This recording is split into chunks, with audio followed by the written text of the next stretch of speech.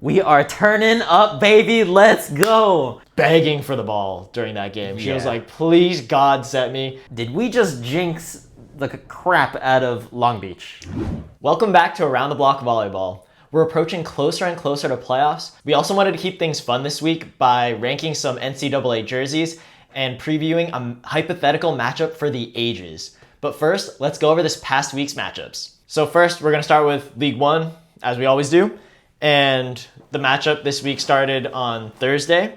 And we had Atlanta versus Houston, where Atlanta came out on top 3-1. It's a pretty significant game because these are, as of right now, the numbers 1 and 2. And I think this clinched Atlanta's spot as the #1 team going into playoffs. Yeah, and that was like, logistically they clinched the #1 seed, but also it kind of felt like that game, like a statement game of, we're taking the 1 seed, we're the best team in this league, and then they showed it by winning that game. Yeah, it was also super significant because Atlanta looked like they came out pretty slow in that first set, which is the set that they dropped, but then they really started to turn it on, and even though not everyone ended up having the best of games, it was actually Mackenzie Adams who ended up carrying the offensive load, which is super significant because they have other great, amazing players to rely on when they are firing on all cylinders. So this just proves the strength of that team. Obviously, Mackenzie Adams, like I said, she won player of the game. She had 15 kills, swinging at 46.2% efficiency, which is pretty good considering she had a really bad first set. Yeah, insane numbers. Yeah. 2 aces, 1 block, and 8 digs. Doing it defensively also.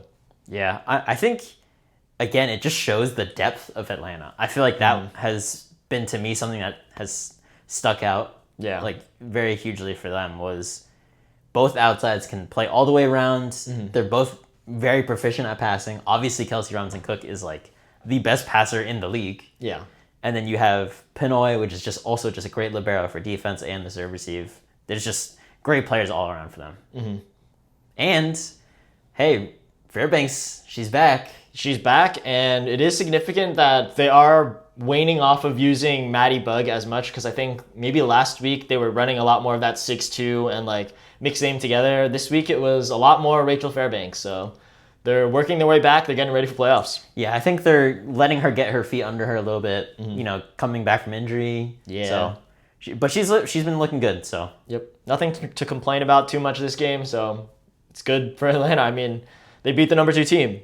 The #2 team as of right now. Oh, yeah. And on the Houston side, it's a tough loss because obviously they wanted to clinch. This would have helped them still compete for #1 spot and clinch the top 2.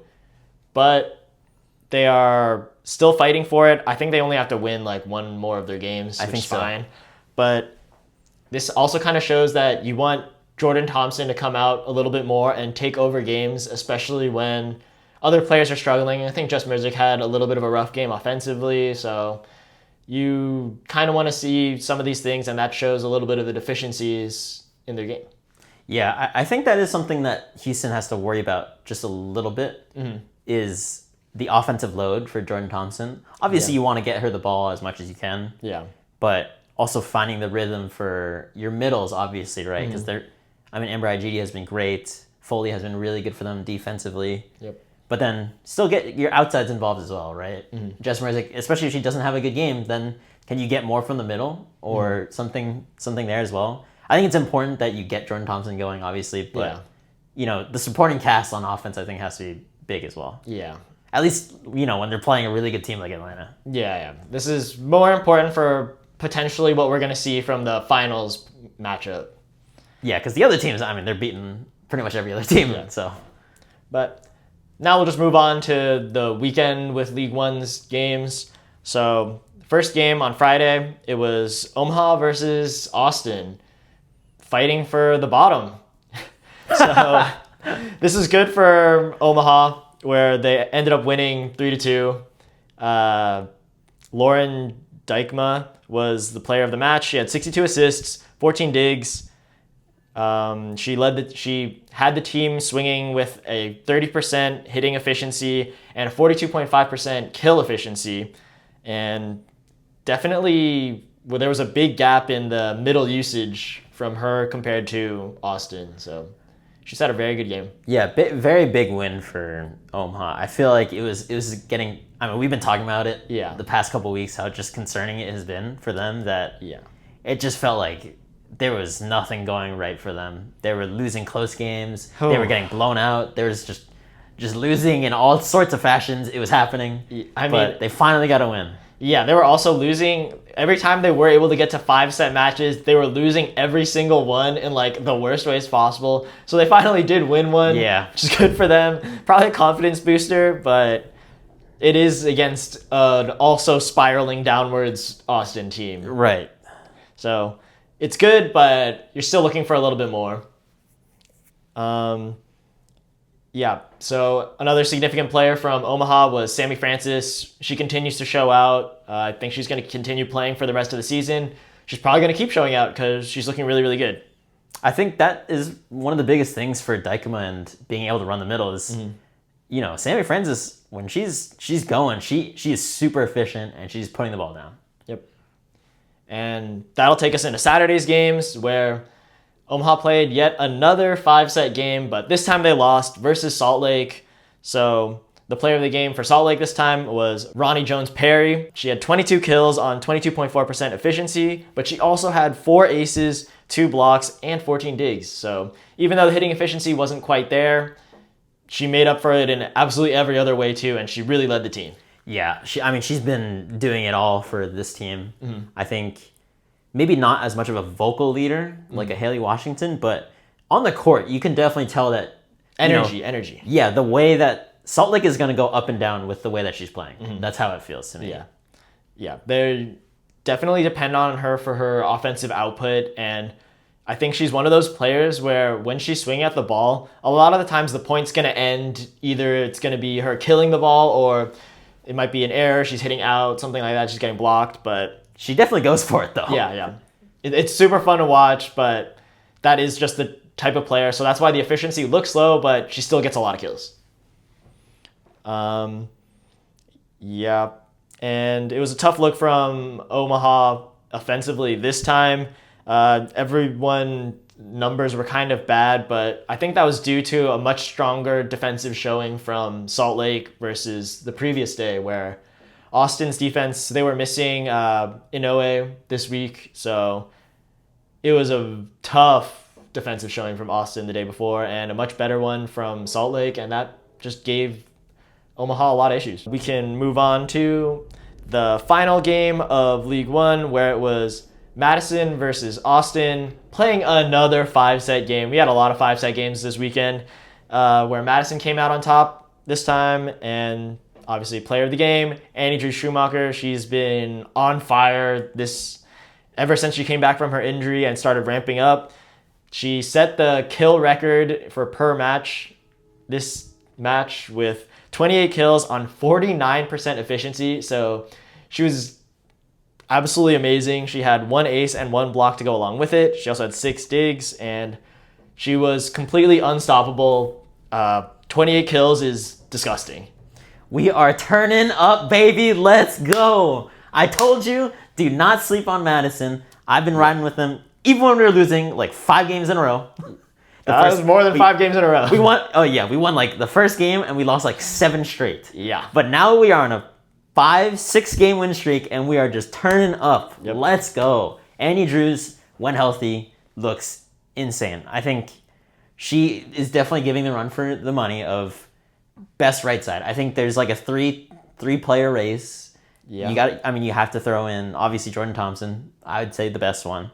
Maddie Skinner has been right there with her the whole time. And then Annie Drews, ever since she's gotten healthy, she's been there. So I think with the way Annie Drews has been playing, especially considering the time missed and like the amount that she couldn't have to play, I think she's almost deserving of that best right side as of right now, especially with Jordan Thompson having a little bit of a slower game this past week. I'm on the Annie Drews Schumacher hype train now. Ooh, hot take. Yeah. And then moving on, just to talk about Austin a little bit more. They struggled offensively everywhere besides Chiako Gbagu, and Chiako was begging for the ball during that game. She was like, please, God, set me. Wasn't really happening, so that was a super tough look. I don't really know what's happening with this team. It's looking rough. We only have one more week of regular games left, so it's going to be tough. She was trying her best, though. I mean, I swear, she was doing everything on the court. Yeah. She was blocking every single ball that came her way. Literally she was doing everything she could to play her best, and as a middle, your impact is just a little bit less, and it was hard for her. It's tough because it's so team dependent. Yeah, that it's volleyball. Yeah, you can't always just get a kill because you need a good pass and you need a good set. But she tried. She really tried. Yeah, she did her best, but it's not enough, and there's just a lot of questions left with this Austin team, and hopefully we'll find a couple answers this week because it's their last week to do so. Yeah. But that takes us on to the PVF. PVF, super loaded this week. I think there were like 7-8 matches, all on Friday or Sunday, which was super crazy, super packed days. So Friday's first game, we had the San Diego Mojo losing 1-3 to the Atlanta Vibe. This is just another great Atlanta Vibe showing. Leah Edmond, player of the game, as she normally is. 20 kills, 38.1% efficiency, 2 blocks, 9 digs. She looks great. And you know what? For Mojo, even though they lost this in 4, it was still pretty close. Yeah.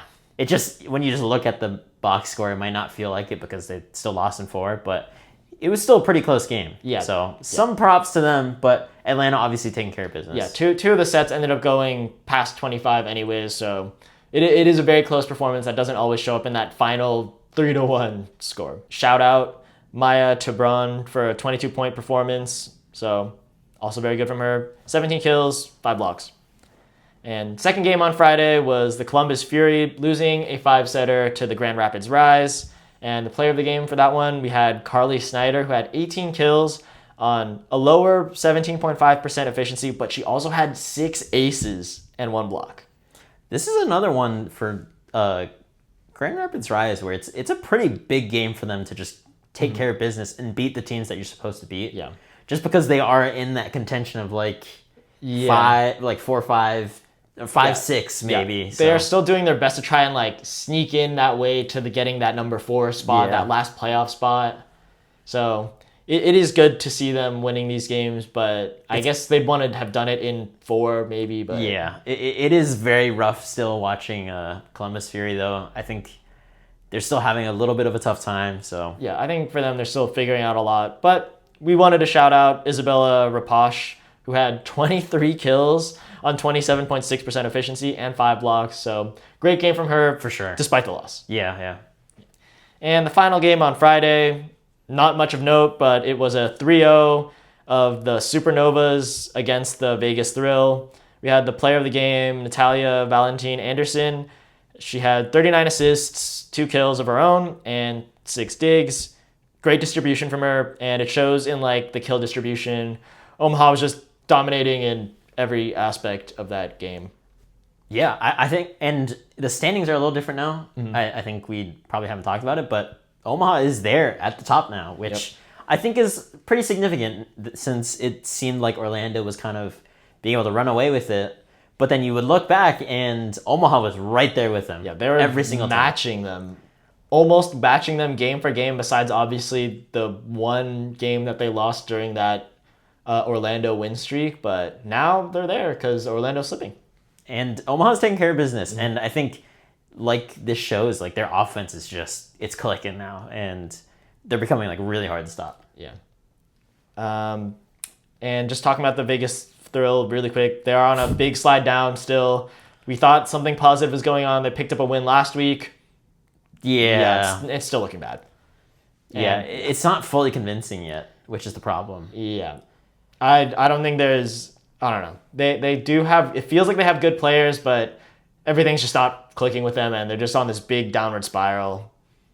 But let's just move on to Sunday's games. It started off with another 3-0, big 3-0. It was the Vibe beating the Fury, so Atlanta beating Columbus, and the player of the game this time we had McKenna Vicini, who had 10 kills of her own on 60% efficiency. She had 1 ace and 2 blocks.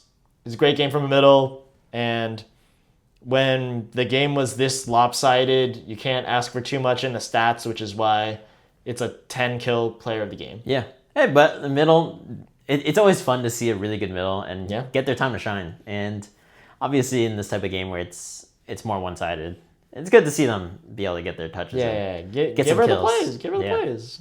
And Columbus Fury, we just talked about him, so let's move on to the second game, which was the Indy Ignite winning a 5-set thriller versus the Orlando Valkyries. So kind of just what we were talking about with the Valkyries starting to drop some games, and Indy's up there also moving up. They had the player of the game was Katie Baird, who had 17 kills on 35% efficiency with 2 blocks, 1 ace, 6 digs. So great game. Man, it just feels like every time I look, it feels like we did jinx them. Yeah. I just keep trying to tell myself that we didn't do that, but yeah, it just happened that after we talked very, very highly about them, they started losing a lot more games. Yeah.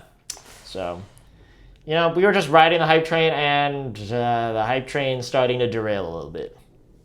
You know what? We were putting it out there. That ain't our fault, man. Yeah, it happens. I'm just trying to absolve us from any more jinxes, but it's crazy. Oops.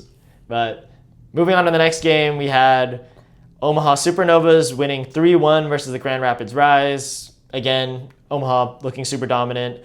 Natalia Valentine Anderson had a 41 assist game with 1 kill of her own and 20 digs. So very good defensive performance and great setting performance. Yeah, I think it's just insane to look at that stat line and see like a 40-20 type of game. Yeah, numbers are disgusting. It just looks really weird when you see it, because usually, like obviously only the setters are going to get that many assists for sure. But 20 digs is not something that you see very often. That even is for a very, liberos. very big number. So it was a great performance from her, and it just shows more of just how good Omaha really has been. Yeah, Omaha looking like they're the top team now. Besides maybe, obviously they're up there with Atlanta, but they're up there. And that takes us on to the final game of PVF, which was the San Diego Mojo winning 3-1 versus the Vegas Thrill. Again, going on to that, Mojo looks pretty good. Vegas Thrill spiraling downwards. Player of the game, Kendra Dalkey, who had 21 kills, 26.5% efficiency, 1 ace, and 1 block. And yeah, dominant kill performance from her, and Vegas Thrill still struggling. Yeah, it's just been so rough. Yeah, I don't know what more we can say because they just keep losing. But we want to shout out Reagan Pittman, who had a 7-block game. So pretty sick. That's a lot of blocks. And yeah, now we'll just move on to the NCAA. A lot of crazy things happened this weekend. So starting off on Thursday, we had number 18 Ohio State beating number 11 McHenry in a 5-set thriller. So this is very interesting in that McHenry, who was defending their spot a little bit earlier, they're starting to slip. They're starting to drop some games. Obviously, this was 5 sets, so it was close. But they lost the game, and this week they did drop down to number 11. It sucks. This is definitely one of those teams where, and like I'm not even feel like I'm that tapped in to McHenry, but I've just been a fan of them whenever I watch them. It just looks so fun with the vibes on the bench, and just the way that they play. It's just been so great. But obviously, it's rough when you lose to a team that you probably should be beating anyways. So. Yeah, this honestly felt like it was like their Cinderella story of a season a little bit, and now they're starting to drop off. But we had player of the game this one being Stanislaw Chasinski, who had 21 kills on 28.6% efficiency, 2 aces, 2 blocks. Great showing, especially leading team in a 5-set match. Second game on Thursday was not that close. UCLA beat Pepperdine 3-0. Cooper Robinson led the team in kills. Just a regular kills. Cooper Robinson game. Yeah, casual 19 points in a 3-0. Light work for him. Yeah. But that'll just take us on to Friday. We don't need to talk too much about that game. We had Ball State, number 15, losing a 5-set game to Quincy. First off, no one really knows Quincy. I don't know Quincy. But we're going to give props to AJ Gadir, who had 23 kills on 31.2% efficiency and 3 aces. But the reason that no one knows Quincy is that they are bottom of the conference, and Ball State is towards the top. So Yeah, Ball State's not making it out. They're not making playoffs. Yeah. That's not a game you lose. I mean, they probably weren't anyways, but yeah, definitely not. It doesn't help your case. Yeah, definitely doesn't help the case. But let's just move on to the next one. We had, speaking of higher seeds, losing to lower seeds again, UC Santa Barbara beat number 9 CSUN in another 5-set game. UCSB is ranked at number 16, so CSUN not holding their ground. They're number 9 now, and they should be beating UC Santa Barbara, honestly. It's one of those teams that you have to be winning the games that you should be, so you can try and lock in that playoff spot. Yeah. But now I'm just thinking about it. This was really just the week of upsets. Yeah, so many upsets to talk about. All these teams that were lower ranked are beating the higher ranked teams, besides some of them, obviously, where they take care of business. But there was like a lot of upsets, though. Yeah, it's kind of crazy. But speaking of taking care of business, we have number 3 USC beating number 13 GCU 3-1. It was pretty convincing. Jack Duker and Dylan Klein each had 20 kills and 18 kills respectively, and their efficiencies were disgusting. Duker had 60% efficiency and Dylan Klein had 46.9% efficiency. Just dominant. I feel like if you don't watch any USC, I feel like you have to, purely because of Dylan Klein. Yeah. He is actually so fun to watch. Yeah. He's insane. I think I've said it before, but the big attack from him is that is the big attack in NCAA to watch. I don't even know if this is like clip forming, but you saw the one where he hit on the right side where he went 2-2, right? That was disgusting. Yeah. That was like Oh, Haikyuu? Yeah. It's straight out of Haikyuu. It's like the Haikyuu, what is that dude? The dude that hit the crazy like Haikyuu Mad Dog. Yeah, it was Mad Dog hitting 2-2. It was actually insane to see. Yeah, Dylan Klein, absolute beast. He's an outside to just keep your eye on. Yeah, he's been amazing. We'll move on to the biggest game probably of the weekend. It was number 4 now, UCI, 3-0ing Long Beach, number 1 Long Beach, ending their undefeated streak, and it's the biggest upset in volleyball of the week. If people keep up with us, this would be another question of, did we just jinx the crap out of Long Beach? And did we jinx UCI because we were like, oh, UCI doesn't look as good anymore? Yeah, we didn't look as for real. We gave them the reverse jinx one way and a bad jinx another way, but we were just talking about Long Beach if they could potentially go undefeated. Yeah, not happening anymore. Yeah, that's done.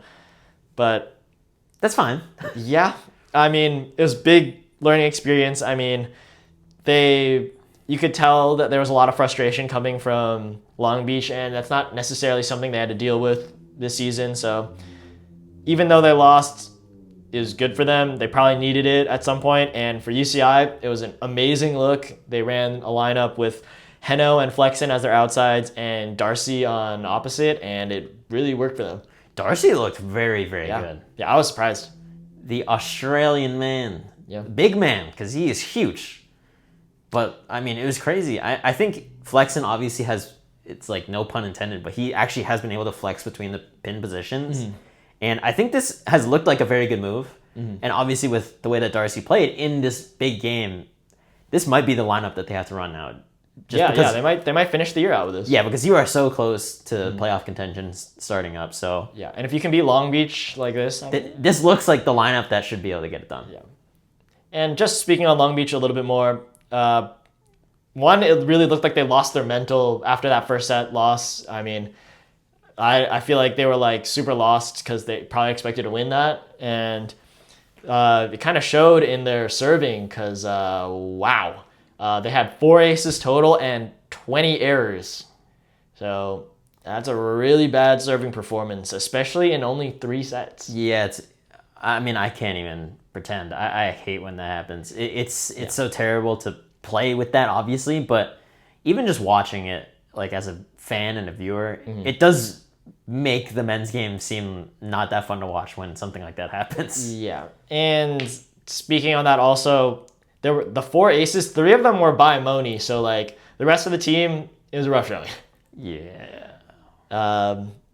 But yeah, we'll just move on to the final game of that night, which was Hawaii versus UCSD, number 5 versus number 10. Hawaii won 3-0. It was a little bit of a battle between Tetrisky and Shrafan, but we know who's better and who has the better team. So, yeah, what you got about that, huh? yeah, Hawaii ended up winning 3-0, obviously. A little bit expected. Hawaii, even though they're ranked number 5 now, it doesn't feel like they should be ranked number 5. No. Yeah, so they're a good team. They should be winning these games. Yeah, I think they're still a team that you're looking at to win the championship. So yeah. And that takes us on to Saturday's games, where we'll start off with bringing up Ball State and McKendree again, who faced off, and Ball State won 3-1.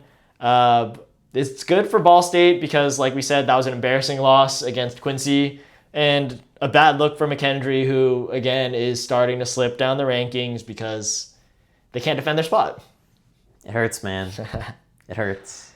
Yeah, but we'll move on to the next game. It was number 2 UCLA playing against Pepperdine again. They won 3-1 this time, so they gave up a set.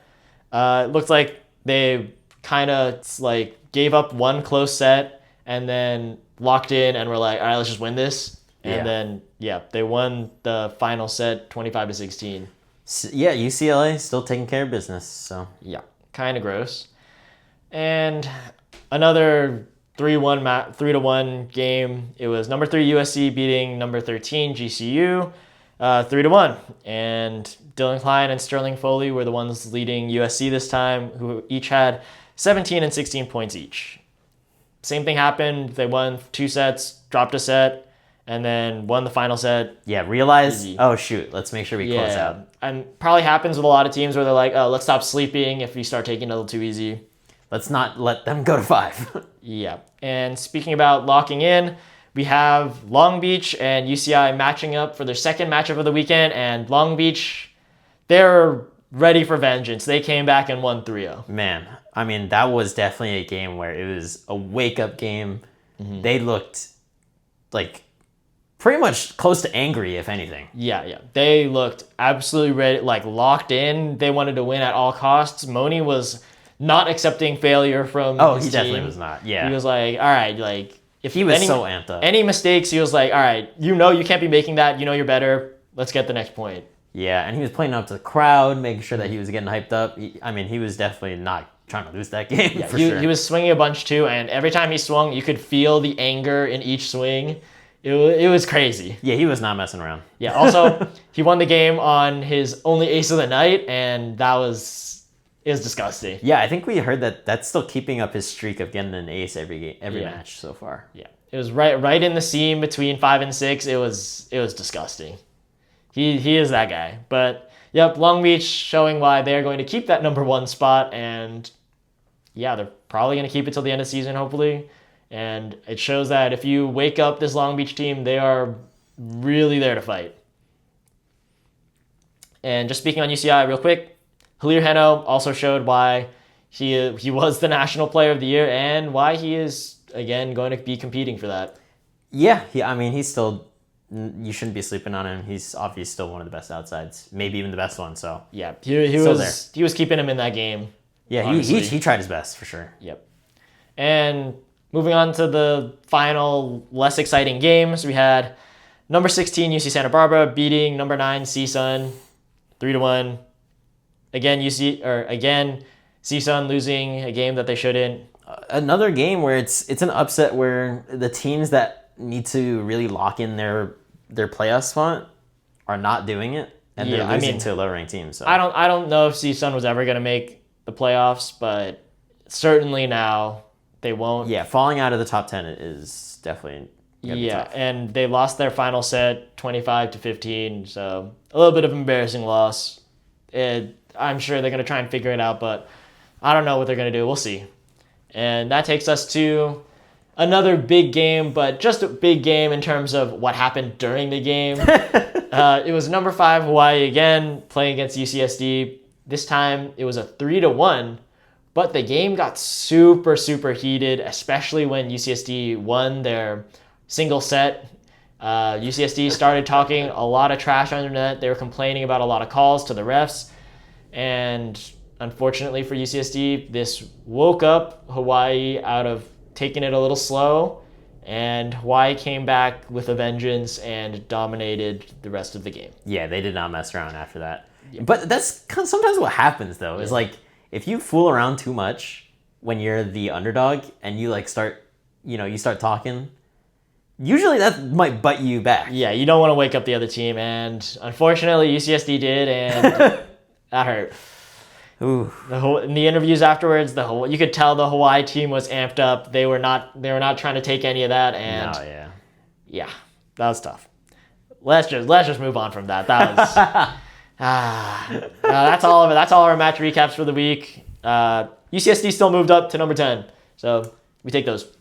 Could be from a lot of other teams dropping down, but yes, UCSD is still doing their thing though. Yeah. I mean, this is a game against Hawaii, so yeah, tough game. Yeah. And that means we're going to move on to our next topic, which is tier listing NCAA jerseys. All right. So let's tier list these NCAA men's jerseys. So first, we got Long Beach.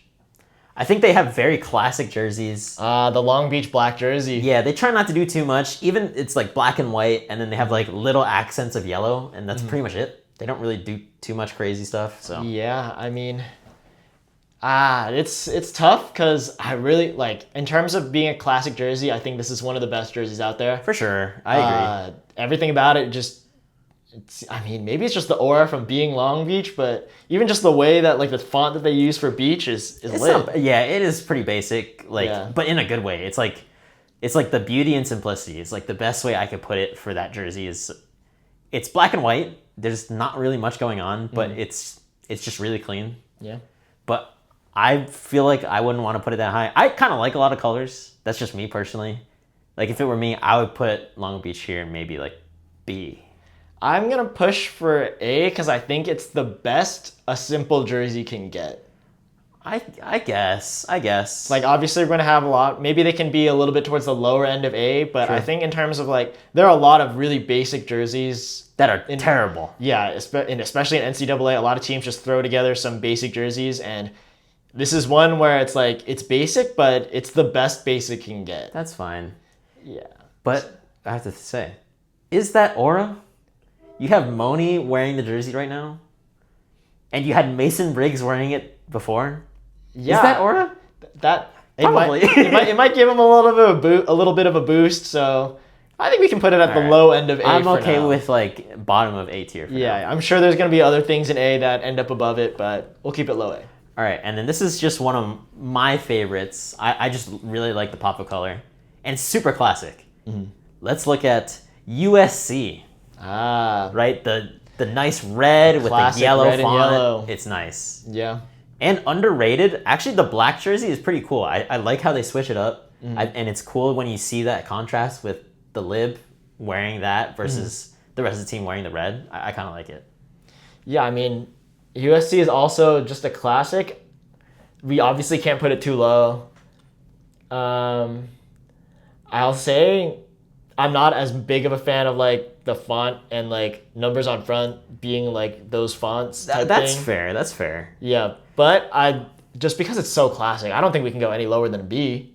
But like, look at the design. Look at the detail. The detail on the jerseys are so crazy. Having like the like the Greek, the Greek stuff on it, stylized. Yeah, come on. Like for me, I would put this in A. I think it might get carried by the colors, but I'm a sucker for the nice colors and the details. And to me, this is what warrants an A to me. Yeah, we can put it in A. We can put it A right in front of Long Beach. All right, let's go. All right, and this is like the team that probably experiments the most, and they have like the best jerseys. Like I would say they have like the best jerseys because they just try and do so much. Of course, everyone knows it. The Rainbow Warriors. It's University of Hawaii. And this is like the one school where I'm like, let's rate different jerseys for them because they actually experiment.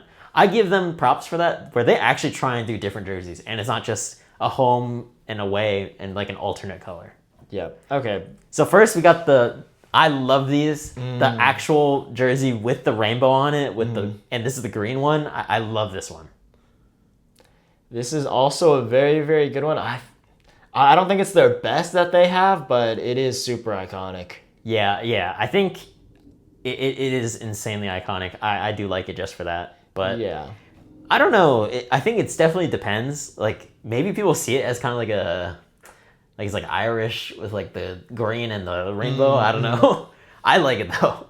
Yeah, I think this is either another A or B type ranking. Yeah, I don't want to put everything in the same rankings, but I feel like this is one where I would also want to put it like A. Yeah, we can. That's just me. I'm trying to think about how. Now we're getting really into the details. I'm thinking about how it looks with the shorts. I'm like, Yeah, it is interesting with the white shorts and not also green. I don't know. Yeah, I'm like, oh, maybe with the shorts we can knock it down to top of B and have it just sit there for now. All right, that's fine. Yeah, let's put these at the top of B. Let's be a little conservative here. Yeah. All right, this one is shout outs to them. I love that they really tried to go for something here. This is just the Hawaii like flag, and this is awesome that they put this onto a jersey. Yeah. Oh shit! I didn't even know that was the Hawaii flag. I was wondering. I think so. I mean, I'm pretty sure. There's a lot going on though. Like I think that is one thing that kind of hurts the jersey to me, but it is really cool the sentiment behind it. Yeah. It's like a super Hawaii pride thing, which I think is definitely a big thing for the Hawaii team in general. I feel like at first when I first saw it, I thought it was really cool. And now that I'm looking at it closer and closer, I'm like, it is super really chaotic. It's really busy. Yeah, there's a lot going on. And like if you don't know it's the Hawaii state flag, like you're gonna be kind of confused. Yeah, honestly, it almost looks like it's like a random British flag type jersey. And I'm like, what are we doing here? I think this one to me is a B just because of it just looks very busy. Obviously it's the flag, but there's just a lot going on. Yeah, there's a lot going on. It might be a little bit too much going on. I think like just the way that the one part of the flag and the other part don't like flow together that well. It's like very blocky from each other. I think we can put it B, but below the other jersey B. Yeah. I feel like the rainbow one is like bordering A to me. That's how I would put it. Yeah. So this one can be in B also. All right. And this is the more classic Hawaii jersey that they wear. But we got the white one. The white one with a little bit of texturing at the bottom. Yeah, this one is nice. Yeah, this is the one where I think I like the font a lot more. Another tough one. Like again, like I think this is a clean one. I think the textures are nice. The details are really cool about it. But I mean, I would also kind of put it in B. Like I really want the rainbow one to be in A. That's just how I feel. But I mean, this one is still a classic though. Yeah, I think we can put it in B again. We can put it. I'm trying to think about. I think B also above the like in between the rainbow and the flag one. That's how I'd put it too. Yeah. All right, so that's it for the Hawaii jerseys. I feel like they have plenty of them, but I also want to cover other schools. So next we have this is like the classic jerseys. Everyone knows these colors. Everyone probably thinks of the school when it comes to these colors. Obviously, we got UCLA. And we got the blue and yellow one first. Oh, blue and yellow is so classic. I can't lie. I am a sucker for the baby blue with the yellow. Like, these colors, to me, just absolutely carry this. Like, I would want to put this S, just because I love the colors so much. Yeah, this is probably, I mean, it's one of the most iconic color combos we have of like college sports. For sure. I mean, me also being from a UC doesn't help, but we have different shades of blue. Yeah. But I'm okay with this being an S right now. And I don't know if you peeped. I never really noticed this until I was looking at the jerseys.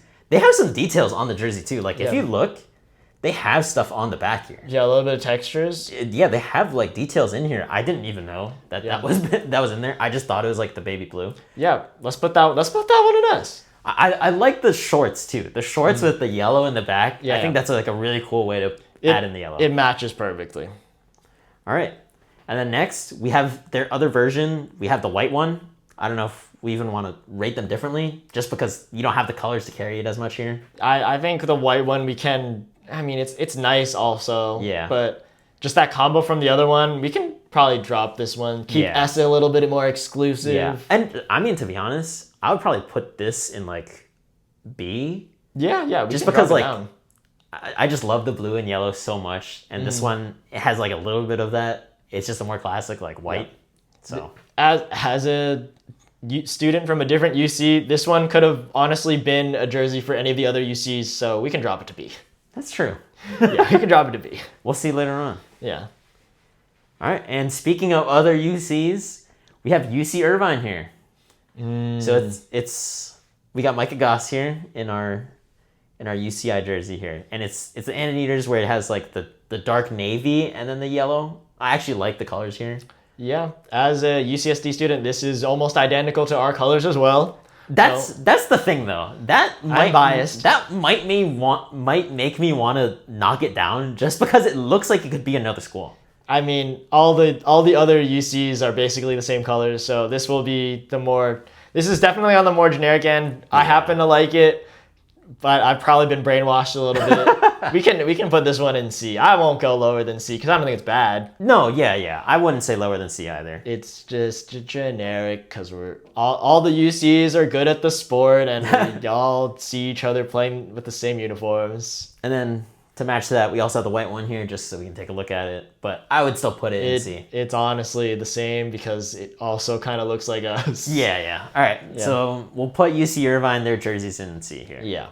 All right, next, we got one of the nicer colors. Okay. I think a lot of people like this school because of the colors. I think it's pretty recognizable. We got GCU.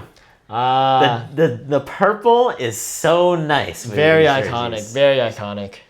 Like these jerseys in particular, though, because like we have the other, like the white one's actually nice. I kind of like this one, but the purple is just so good. The purple is pretty iconic. It's so nice. Yeah, I really like the purple. I think it like. Maybe with some other teams that have purple starting to like creep up in games every now and then, it's a little bit less. But GCU is really the iconic one. The purple team. Yeah.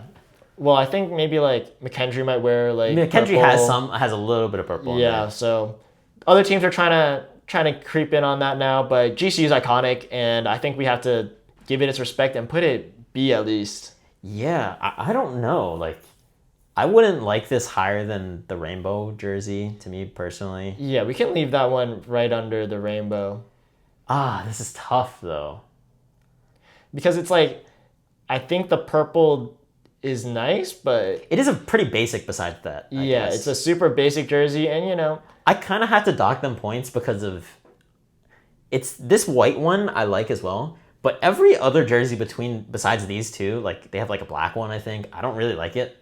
Like the purple one, I think just hard carries for me. So yeah, let's put it in B. Maybe B is fair, just because considering maybe like more so the whole school. Also, they should get different colored shorts for those purple ones. Yeah, what do you think? I think it'd be nice with purple white shorts. Purple and white.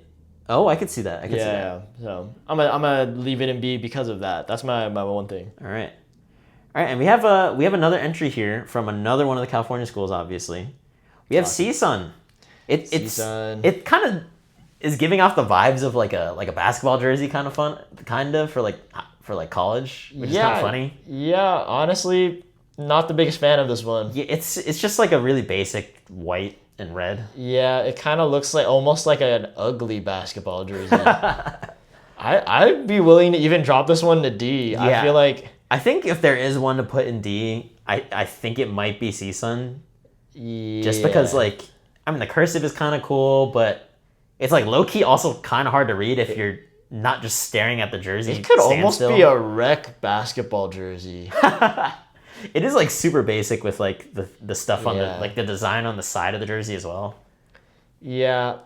It looks like it almost looks like a practice squad jersey too. Maybe it's like that. I'm just out here roasting everything about them, but I'm gonna put this one in D. Yeah, and then we can look at the red one as well. It's very similar though. Yeah, the red one I'll give it. It's a little nicer, but maybe it's because it reminds me of like the Chicago Bulls. Yeah, I like the red, but the design is really basic to me. Yeah. Maybe this does have to go D. Yeah. Let's put this one in D. All right. We need to spread out our stuff. Yeah, I want to keep it spread out. Sorry, C-Sun, but to get Someone better had- jerseys, we would Someone rank had to them be higher. there. All right, another really iconic color scheme and jersey as well.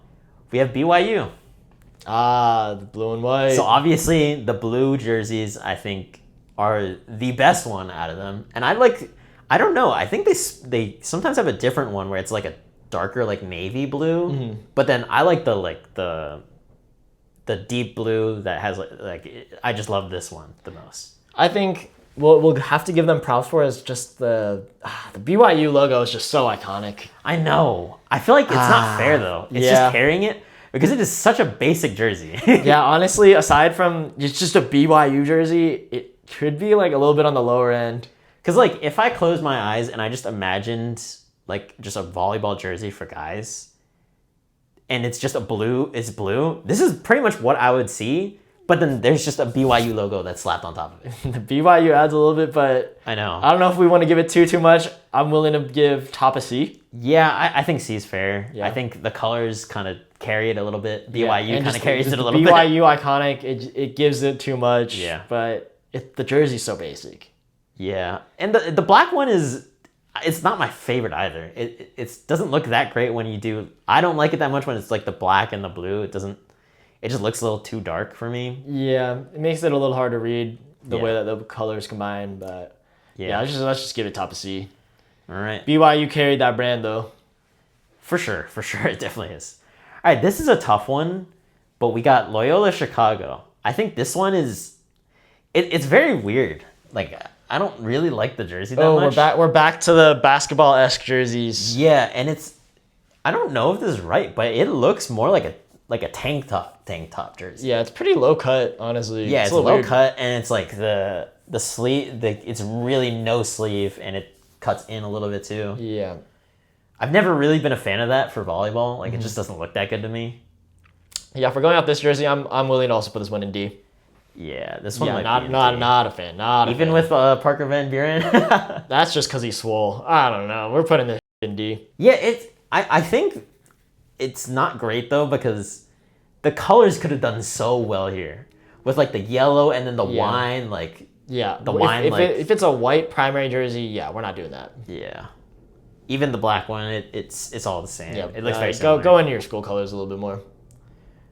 All right, and that's wrapping it up for us ranking the NCAA men's jerseys. I think we definitely had some really good jerseys out there, but then also ones that felt like it was more like a basketball type of jersey. Mm-hmm.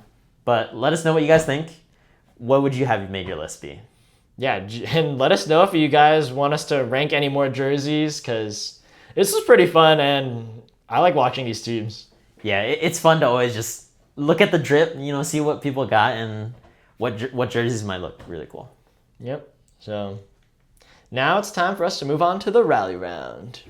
Welcome to the rally round, where we play all of our games, blind rankings, and drafts and things. To start off this week, instead of doing a draft, we're actually going to be comparing a hypothetical. This hypothetical is going to be the NCAA Team USA versus Team World for players that are currently in NCAA men's. So it's going to be a super interesting debate, and we'll probably read off the teams for you guys and give our own thoughts, but you guys can decide. Which of these NCAA teams would win? Team USA or Team World? For Team USA, we chose our setter to be Andrew Rowan, obviously the leading UCLA to 2 national championships in a row, back-to-back, so I think he's the clear choice. He makes everything feel like it's in system, so yeah, great setter. And obviously still competing for going 3 in a row, but we'll see. We'll have to see. I think obviously, yeah, he's his body of work from his college career. I think it makes sense for him to be number 1. Yeah, incredibly skilled. All right, and then next for Team USA, we're gonna look at the outsides. So I think the obvious one first is Dylan Klein. I mean, we've been talking about him the whole season, how good he's really been. Has pretty much put USC on his back. Yep. And, they've always competed against these really tough teams, and they're getting wins that they have to. And it's mainly because he's just a do-it-all outside. Yeah, I think especially if we have him on the same team as Andrew Rowan, I feel like all the different routes that they can run, it'd be incredibly nasty. All right, and then next we have Andrew Rowan's teammate. Next we have Cooper Robinson. I think He's kind of had a more sleeper type of season just because UCLA has just been steady. They haven't done anything crazy, but they've won the games that they're supposed to. And Cooper Robinson has still had a very good season, still looking like one of the best outsides in the country. Yeah, I mean, I think he's still competing. He's definitely in that top 5 outsides in the nation for sure. And I think he's still working his best to try and get that #1 outside hitter in the nation. All right, and then our final outside, we just have one extra here. We have Skylar Varga. I think Skylar Varga has just also been very good as the captain for Long Beach. Obviously, just a cornerstone of that offense, either hitting front row or back row. I think he's always been really good. Yeah, I think he's also one of the smartest outside hitter players. I think he has very great court awareness, and just the way he's able to handle the ball no matter the set, it's pretty impressive. Moving on to our middles, we have Cam Thorne from UCLA and Darius McRaven from Long Beach. So I think they're two of the most athletic middles in the game right now. Hands down. Yeah, I don't think there should be any debate on how good they are and if they deserve to be on this team or not. I think they're going to be out there probably running insane routes, getting there for blocks, closing blocks. I think it's very strong for Team USA here. Yeah, I mean, they really are just some of the most athletic people on the court. Yeah. And, having them on the same team would be pretty crazy. So super fun. Yeah, this would be really good middle court for Team USA here. All right, next, we got the right sides. I think this one's pretty easy for us. Yep. We're going Parker Van Buren from Loyola Chicago. Yeah, I mean, he's basically leading NCAA in points and kills per set and all these other great stats. He's on great efficiency too. Yeah. Oh my God. His efficiency is insane. He's one of the main reasons why Loyola Chicago is considered to be so good. Mm-hmm. It's because he's able to score so much and dominate the game. Yeah, for sure. I don't think there's any question about this one. And for our libero, we picked Aleu Choi. He's the libero for Hawaii, and I think he's kind of shown that he is the best libero in the nation right now. For sure. I think he's been doing it consistently for, now it's been years, and he's really just been that good. Consistency-wise, passing, serve, receive, it's all been very good, so. Yeah, he can do it all, so we love him in this position. And now we can kind of just talk about some of our other honorable mentions, or I guess you could consider them like bench players for our Team USA. For the setters, we had Tread Rosenthal. It's a tough one. Yeah. I mean, 6'11" prodigy pretty much, but 6'11" prodigy pretty much, but comparing him to Andrew Rowan, it's a little tough to make that decision. I feel like with Andrew Rowan's body of work and, winning the national championships and the way he runs the offense, it's been really good, but Tread Rosenthal is nothing to snuff at. Yeah, I think just as of today, we just have to go with Andrew Rowan, so that's the only reason why. And if needed, we'll have Tread Rosenthal off the bench, and he's going to do his thing. For the middles, our honorable mentions, or bench players, they were Parker Tompkinson from USC and Micah Goss from UCI.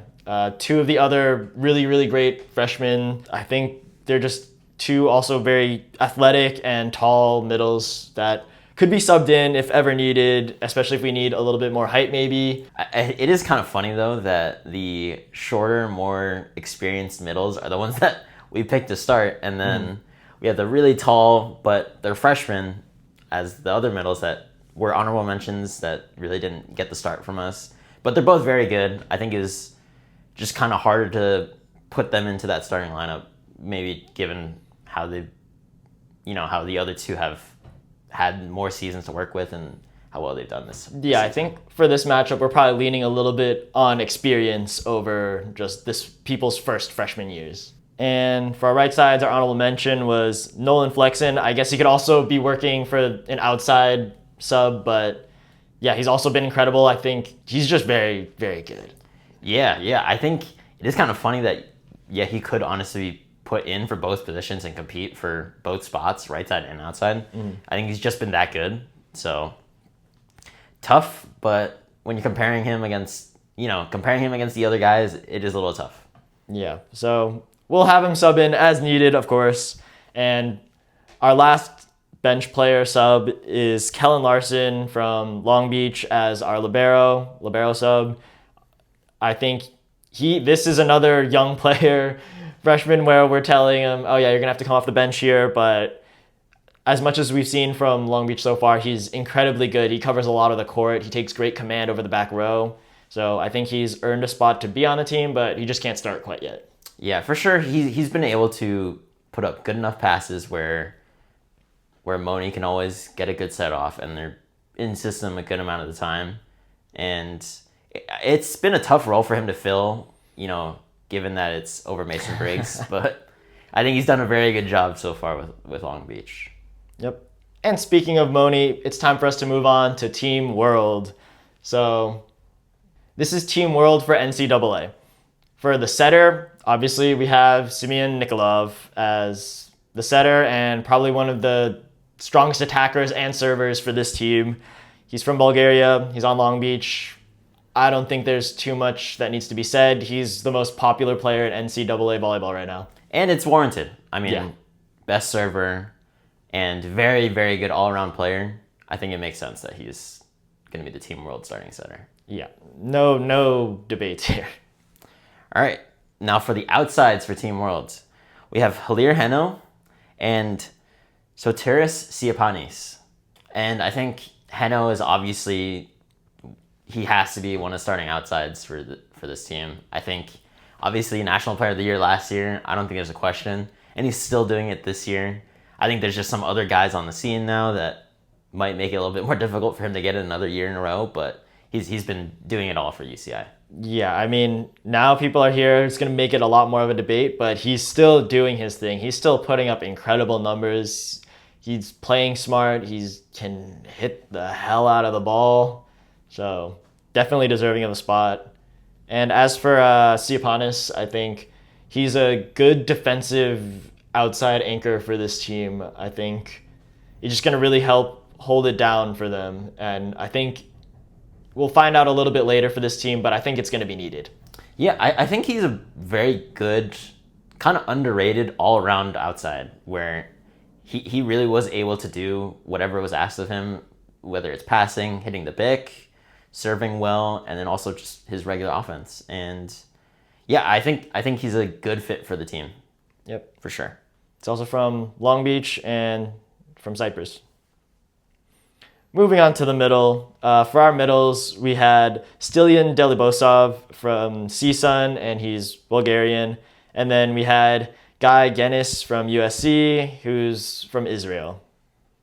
I think they're both two of the dominant middles in NCAA right now. Obviously, Delibosov, I ranked him a little bit lower in a blind ranking earlier. I think a lot of people took problems with that, and it's understandable. He is incredibly good, and he is up there with the Team USA middles as just the top middles in NCAA right now. For sure. And I think there's a reason why CSUN has been very good this year. And part of it is because of him. And I think Stilian has done very well.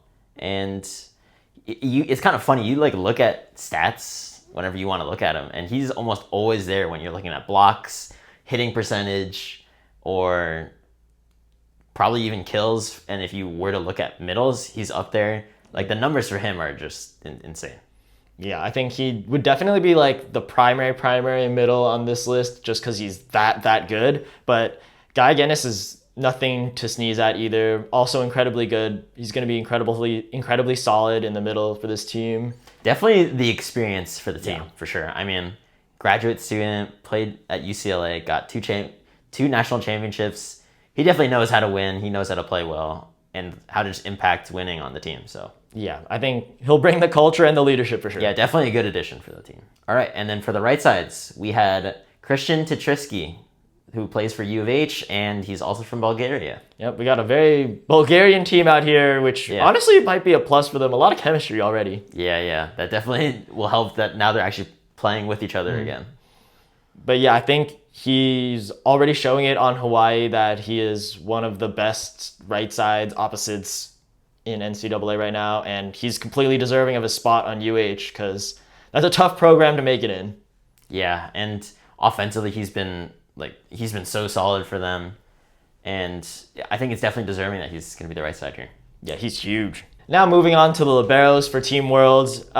This is kind of what we were alluding to earlier, where we weren't sure exactly who to pick for the liberos, but for the liberos, we have Bernardo Adam from BYU and or Luca Colombo from Mount Olive. This was a tough choice. I don't really know what to say about either of these guys because we don't watch too much of either of them.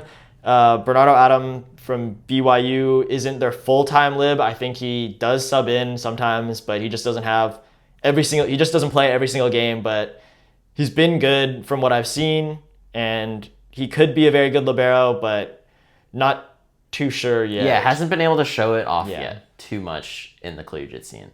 So this is kind of the tough part that we had with the lineup was, what do we do with the lib position? Not that these guys are bad, but we haven't seen them play that much. So at least for us to make a team, it didn't feel that great.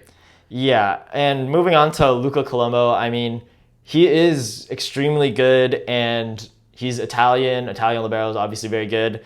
We just haven't watched too much of Mount Olive, to be honest with you, but he has incredible numbers and stats, so he could also very much be the libero for this team. Let's talk about a couple of the honorable mentions here. Yes. So a couple honorable mentions for the outsides for Team World. It's pretty funny that it's U of H, both of them.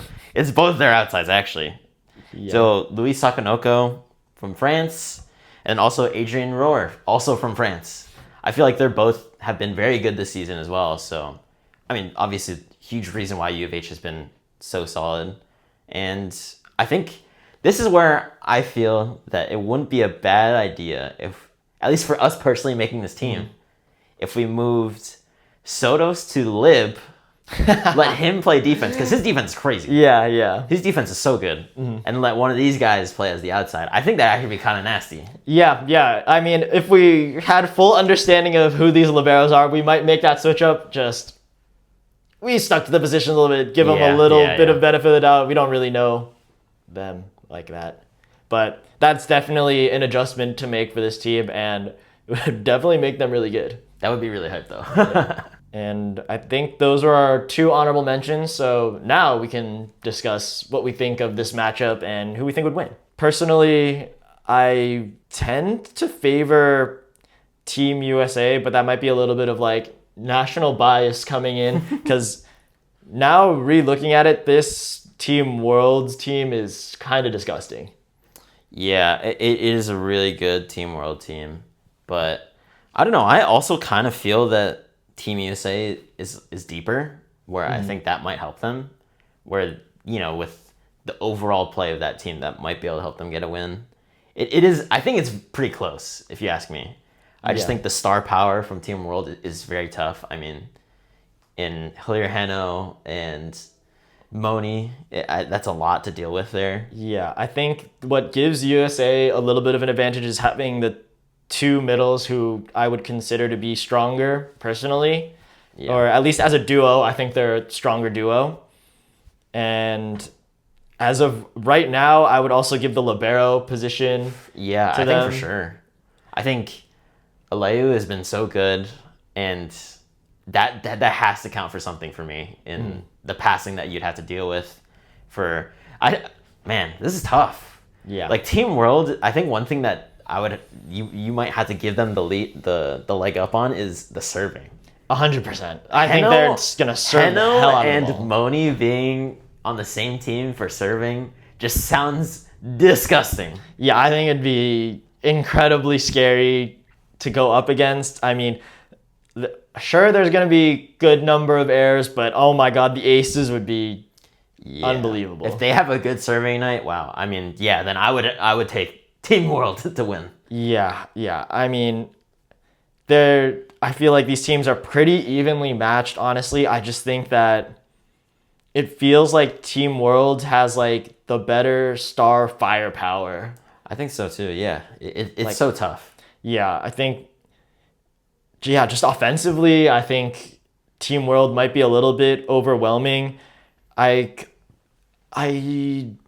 When ranking Parker Van Buren and Tuchisky against each other, I feel like it's maybe Van Buren has like a little bit of a leg up, but it's still pretty even. Yeah, Tchaikovsky's still been very good too. Yeah, that's tough. Yeah, I mean, the outsides. I mean, Dylan Klein and Hanno are pretty. Both been insane. Yeah, both been. They're so both good. like that, and then just having Nikolov, like, it just increases the firepower so much. It's going to make it that much harder for the middles. We've seen it against the middles already. I mean, I guess not Dieris, but yeah, but we've seen how other top teams have had to deal with Moni being an offensive option, and it can definitely be frustrating, especially for the middles. Yeah, this is such a tough matchup. All right, who do you think is gonna win? Yeah, I'm gonna stick with USA. I'm gonna say Team USA. All right, I think I might have convinced myself on the serving here. I think I have to go Team World. I think the serving and the star power obviously has just been, it's a lot to deal with, and I think the other positions can still pick it up as well. They're also very good, so I'll have to go with Team World. So we're split down here. What do you guys think? Who would you have, Team World or Team USA? All right, all right, now we get to move on to our next game, and we're going to be doing connections again. So this week, my player is TJ DeFalco. So a lot of fun connections to make here. Oh, man. And this week, my player is TJ DeFalco. Can you connect these 5 things to him? So first, we have the Olympics. Then next, we have Josh Tuaniga. Then Kento Miura, the Pro Volleyball Federation, or PVF. And then Long Beach State with a couple numbers to attach to it. So 2018 plus 2019, 4X, and then 2017 plus 2019. All right, I think the Olympics should be pretty easy. TJ has the 1 medal. He got a bronze in 2024 in Paris. And then he's also a 2-time Olympian, right? He went to 2020 as well, so 2-time Olympian too. Yeah, just happened to not be the best performance for Team USA. Yeah. It was tough. All right, I feel like Josh Tuaniga, I feel like that one should be not too difficult. I'm pretty sure they've been teammates for, I swear it's been forever, right? I think obviously they went to Long Beach together. They're teammates on Team USA, and I'm pretty sure they played club together too in high school, so they've probably been playing with each other for like a decade at least. Yep, that's correct. Additionally, they played 2 years of high school at Huntington Beach together. My God. They were also beach partners since like 10 years old. Oh my God. So these two have a long history with each other, been playing together forever. Wow, okay. Yep. So that tie ran deeper than I runs thought. deep. That's crazy. All right, and then for Long Beach, I think the 4-time or the 4X should be 4-time All-American. I'm pretty sure. That's correct. He was a 4-time All-American, and additionally, I also had down that he also made the Final Four 4 times. Just thought that was a funny 4 number. Yeah, that's disgusting. But yeah, I think that kind of shows that men's is like pretty top heavy. But I mean, whatever. To be fair, they made one of the best college volleyball teams of all time those years. Yeah. So okay, 2018, 2019. Are those the 2 years that they won? They won the national championship? Yes, 2018 and 2019, they won back-to-back national championships. Man. I mean, it was a crazy team. That Yeah. team was too good. Yep. Like I said, one of the best college volleyball teams to ever be made. Yeah, OP. So OP. Yeah. Okay, 2017 and 2019. That one's tough. Oh, is it National Player of the Year? Yes, he was a 2-time National Player of the Year winner. Yeah. That one should have been way easier for me. I mean, obviously, Yeah. TJ for sure. And that team was just so good. So Yep. Completely deserving, and he is that good. Yeah, we see it nowadays. I should have gotten that. I should have gotten that way faster. His bad, TJ. His bad. Okay, this is a little tougher. All right, and then PVF. What team does she play? I don't remember what team she plays on, but his sister plays for the PVF, though. Yes, his sister Tegan plays for the Vegas Thrill in the PVF. Okay. Just a volleyball family, man. Jeez. Yeah. They have a volleyball family of like 7 kids, and I think all of them played volleyball. That's crazy. Super crazy. I mean, having 2 pro athletes for volleyball in the same family, that's crazy. Yeah, wow. Kento Miura. Kento Miura, one of the right sides for Team Japan internationally. I don't know. Like, I know that TJ plays in Japan right now. Are they teammates? Yep. Okay. Yeah, so Kento Miura and TJ are teammates on the JT Stings together, and they've shown to be like pretty friendly. So that does it for connections. Were you able to connect everything? And that means it's time to move on to our next game, where we have guess the top players for a stat category. And again, we have League One. Can you guess the top players in League One volleyball in kills per set? Kills per set. Wow. Okay. And it's top 5 this week. Top 5. Yep. No ties this time, so we got 5. Jordan Thompson. Jordan Thompson is number 2 with 3.98 kills per set. Wow. Number 2. Okay. Well, Maddie Skinner. Maddie Skinner is number 3 with 3.89 kills per set. Wow, it is so close. Yep. They're close. Annie Drews. Annie Drews is number 1 with 4.11 kills per set. She's been a monster. Ever since she came back, she's been a monster. That is crazy. Yep. I mean, I guess, when you're putting up single match records and stuff like that, it makes sense. Yeah, she's cracked. Yeah, healthy Annie Drews Schumacher is insane. Yep. All right, next. How about Ronnie Jones-Perry? Ronnie Jones-Perry comes in at number 4 with 3.39 kills per set. Wow, okay. So there's a drop-off. The drop-off is pretty big. It's about, it is 0.5. But she is scoring a lot still, for sure. Yep. Definitely still up there. All right, and this is the last one, right? Yep, we got 1 more. Number 5 spot. Wow, this is tough. Do I feel like this is right? Is it Kimberly Drevniak? It is not Kimberly Drevniak, unfortunately. Then my other guess was going to be Danielle Catino. It's not Danielle Catino either. Wow, come on. Wow, that's crazy. Yeah. I thought she'd be up there because I feel like she's putting the ball down, and whenever she's gotten in the game now, she's doing that. Wow, crazy. Yeah, I think she just had some games where it went a little bit worse in terms of kill numbers. Kills per set. I think once you realize who it is, you'll be like, oh, shoot, I should have guessed that. She's had a couple outstanding games this season, but a little bit more towards the beginning of the season. Is it Logan Eggleston? Not Logan Eggleston. Okay. A little bit earlier in the season. I think her peak scoring times were probably a little bit before the Classic even. Oh, is it Sarah Franklin? It's not Sarah Franklin. What? We got 1 more hint for you here. I think you were on the right track guessing for the top 3 players, same position. Same position? What? You named the right sides for 5 of the teams. Yeah. Oh, so it's Skylar Fields? It is Skylar Fields at number 5 with 3.3 kills per set. Wow. Yep. Tough. It's easy to forget just because Salt Lake hasn't been the most hyped up team. Yeah. And I think a lot of her big kill games were earlier in the season, so it's easy to forget a little bit of how dominant she was then. Wow. Yeah, she definitely started off the season very hot. Wow, that's crazy. Yeah, it's tough. She is still on the list, which is pretty nice. But were you guys able to guess that? That takes us on to our final games of the day. We have our blind rankings. All right, so I'll go first. We'll blind rank some NCAA. I need you to blind rank these NCAA men's liberos. Let's go. All right. First, he's one of your favorites. We got Evan Porter from Stanford. Ooh, Evan Porter is a beast. Oh my God. I've picked him in all the NCAA drafts we've done so far. You have. Ooh, he's putting up some of the best libero stats. I think almost top for being a libero at one of the top schools. But I already have to admit that there are some better liberos in NCAA right now. It's a tough position to rank.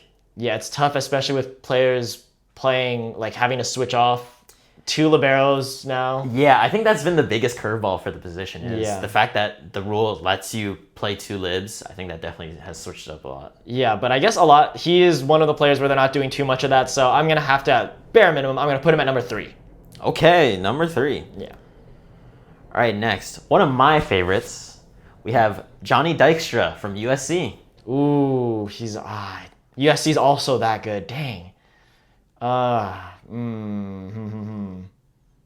USC has been one of the top teams. They're ranked number 3 right now, and it's definitely helped because of their defense. I actually remember watching Johnny from it was like some YouTube thing that went like super popular, where it was like 2 of the best high school teams playing each other. Oh, I had no idea, but he was the live on one of the teams. Oh shoot! And I was like, this guy looks so familiar. Wait, he's kind of him. And then I compared, and I'm like, oh my god, that makes sense because he's on USC now and he's starting. So yeah, I think. Well, I already have someone in my mind for number 1, so I'll put him at number 2. I'll give him his props. Okay, number 2. All right, number 3 then. We have Kellen Larson from Long Beach. Ooh, this is tough. He's one of my favorites. I've liked him ever since. I even knew that he was redshirting last year, and I saw him on the bench, and I was like, oh, it'd be cool to see him get in. But obviously Mason breaks from last year, so. Yeah, I think he is super good. I mean, even just watching him for Long Beach, the defense is incredible. He covers so much of the court. It's just... And they made the move too, right? Yeah. They had him switching out for defense, but now he's playing full-time live now. Yeah, and I think at the beginning, I'll knock him a little bit because I think he might have had some sort of injury at the beginning of the season where he wasn't playing at the very start. And like obviously we've seen him play against top teams so far, but he missed a couple games at the beginning. I think I'll put him at number 4. Okay. All right. Kellen Larson, number 4. Tough. Number 4 that we have here for libs, we have Aleu Choi from University of Hawaii. This is exactly who I had in mind for number 1.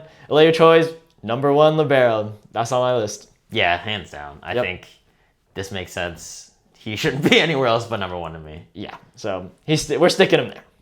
All right, and your number 5 spot is going to be Luka Kirchi from UCLA. Ooh, that's an interesting... That is one of the players where I'm okay with this because we do have to knock the 2 libero system a little bit more. And it's interesting. I'm pretty sure he's an outside, and then they moved him there. Yeah. I think that might be just how it is sometimes with these teams is you have a really good passing outside, and you realize, all right, we can still use him, and now that we have 2, or that you can use 2 liberos, he can slot in there. Yep. So I think this list turned out pretty well for me. I mean, I don't like Kellen Larson at number 4. That was a tough pick. That hurts me. Yeah, but it's not the worst list. All right, what do you guys think? Okay, and that moves us on to the last game of the day, blind ranking our League One liberos. Oh man, this is gonna be so tough. So, can you blind rank these League One liberos? And for the first libero, we have Milicia Medved from Madison. Woo, this is a homer pick too. Oh man. Yeah. We got your team. This is tough because ever since she's gotten in, this team has taken off. Yeah. Obviously, there's like Annie Drew's coming back healthy, but she has definitely been a big part of it. Wow, this is tough. I mean, the position is so stacked too. Yeah. This position is gonna be crazy. Wow. I'll put Medved at 3. This is probably a little bit of bias, but I'll put her at 3. That's a safe way to start us off. I do the same thing all the time. I just did. Your second libero is Peanut Panoy from Atlanta. Wow. I mean, to me, arguably, she's been playing the best. Yeah, she's so good. I mean, Atlanta has the best defense in the league. For sure. Wow. I mean, obviously, it's not solely her, but she contributes heavily. Yeah. I mean, I feel like everyone knows who is also in contention for the top spot. So now it's just tough. Do I think you're going to put her in there? And also, who do I think is number 1? I had a lot of decisions to make, picking and cutting people from this list. Yeah. You know, I feel like she's been so good. I'm going to put her at number 1. I think it makes sense to me just because of how good the team has been. And part of it is the defense has been so good. And she's a huge part of that. Yeah, best defense in the league again. So, Whew. Oh, man. I hope this works out. Yeah, that's tough. Well, it'll probably work out for you a little bit. Next, we have Justine Wong Orantes. Okay, well, I don't know what everyone else thinks, but it doesn't feel good putting either one of them at 1 or 2. I still don't feel good about it. But there's no way she's going number 4 or 5. Justine Wong Orantes has to go number 2 here. Yep, it's a perfect spot for her. And your next libero is Pogany from Houston. Ooh. Pogany has been very good too. Yeah, sleeper good. Wow. Ooh, man. You only got your 4 and your 5 left. I know. Oh, this is tough. Yeah. I mean, hard to rank them here. I think with the way that my list goes, I think it makes sense that she should be number 4 though. So I'll let Pogany be at 4, and then I'm probably gonna hate who's gonna go at number 5 though. All right, if she's at number 4, Pogany's at number 4. That means at number 5, you have Kojima from Salt Lake. This hurts. Oh my god, she just hit like 200 digs also. Oh she my did just god. hit 200 digs. Oh my god, at number 5. Man. This is honestly a tough list to make. I screwed it up. Oh man, I don't like this. All the liberos in this league are so good, Yeah. but what do you guys think about this list? How would you have done it? Oh, don't do it like how I did. Dang. Yeah, that's a tough one. Man. But that brings us to the end of today's episode. So thank you so much for joining us. I hope you guys enjoyed it. I hope you guys really enjoyed that discussion between Team USA and Team World. Hopefully we can start creating more hypothetical teams and comparing them again in the future. Just let us know what you guys think. And also, what about the jerseys? Should we do more jerseys? Yes. And what should we look at other drip? Should we talk about maybe knee pads, no knee pads? Yep. There's plenty of things to talk about. Pre-game fits. There's a lot of drip For to be sure. going on in volleyball. Shoes. Big one. That's a big one. I might want to do that one. Yes, so comment down below any suggestions that you guys have. And thanks so much for joining us. Like and subscribe, and we'll see you guys next time. See you later.